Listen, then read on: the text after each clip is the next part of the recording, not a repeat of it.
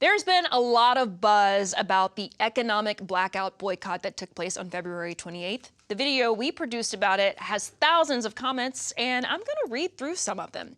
So first up, Methos1999 says, I've been saying to anyone who will listen, I hope that's everyone that you know, Methos, that we need to engage in a permanent boycott, i.e. a lifestyle change. And worrying about which companies to avoid is the wrong way to go about it. Think about which businesses you want to support. Okay, so less about taking away, more about adding to and being intentional, which is really what has been a focal point of this entire conversation. Here's another one from Kimberly Ferrier 1312, who says, I've been shopping on eBay to avoid Amazon and have found many are using Amazon for their warehousing and shipping, or they are drop shipping. It's really annoying. Yeah, it can be kind of hard to know exactly where the supply chain goes with some of these companies, even people who are selling independently. And that can therefore make it really hard to avoid them. But I hope, Kimberly, that you can still find some alternatives even when you're shopping on eBay. Paperclip7013 says, boycotting shouldn't have a date attached. It should be something you do until your demands are met. That being said, I'm still happy with these blackout dates. It's nice to see people coming together to work on something, and even though I question the efficacy, I'll keep participating. Great work, folks. There's a good little compliment for anyone who is participating. And you're right, Paperclip, Amari Paris-Jeffries and Daniel Laurent, who we had as part of that segment, both mentioned the Montgomery bus boycott, for instance, which took place over the course of, I think, 13 months. So longevity and sustainability is a key thing there.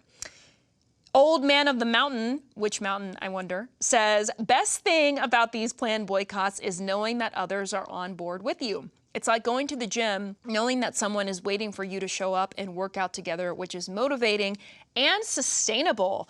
We love a good accountability partner, and it's kind of maybe some peer pressure too. If you know the person next to you or the people around you are participating, that might encourage you to participate as well and make it a little easier. Moncherry Roos says, I'm not black, I'm Mexican, but we are doing the Latino freeze too. I have not heard of the Latino freeze. Please tell me more. When I was thinking that trying to boycott a multi-billion-dollar enterprise was useless, my therapist, shout out to therapy, told me that Martin Luther King, said that he was only at the right time and the right place to become the face of the movement because before him there have been countless people doing small actions to contribute. I mean, look, you are really connecting the past to the present here, and from what I understand, the Latino freeze, what I've been told by my production team here, is that there's a website, there's a whole organized effort around it, so really interesting to think about this from a solidarity standpoint.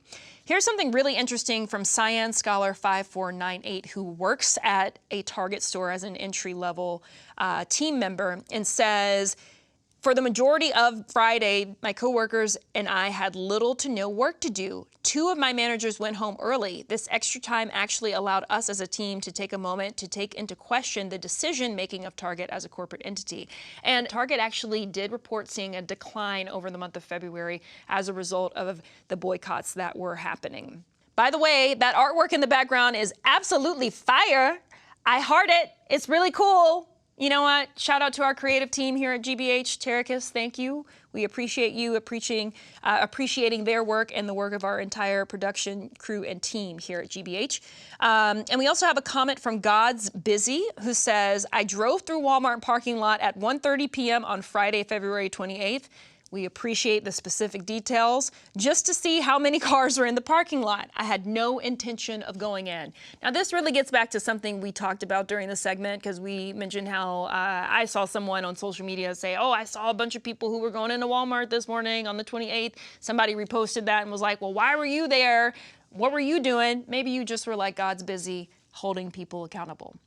Well, thanks so much for tuning in. If you missed that conversation, you can find it on our YouTube page, and you can still join the conversation. If you'd like to leave a comment, we'd love to hear from you. I'm Paris Alston. This is GBH News Rooted.